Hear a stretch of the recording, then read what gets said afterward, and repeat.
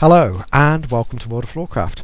We are Karen and Nelson Rose, and this is a reminder clip for the intermediate class at the Kenn Centre on the 28th of March 2023. We did a catapult, a two-handed first move, cone bounce and a walk-in neck break. If you need teaching information for any of those moves, we have links to the teaching clips in the description below, and this clip will show you how everything went together.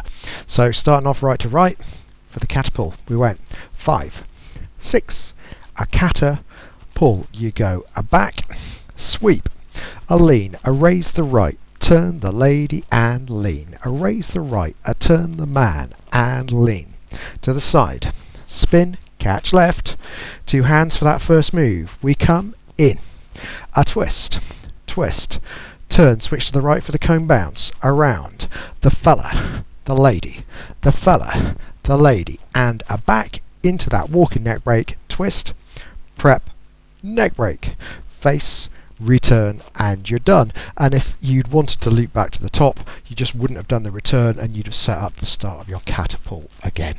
Hope you find that useful. If you are finding what we're doing useful, do pop a like on the video, do subscribe to the channel, and if you want to know every time a new video comes out, pop the notification bell on.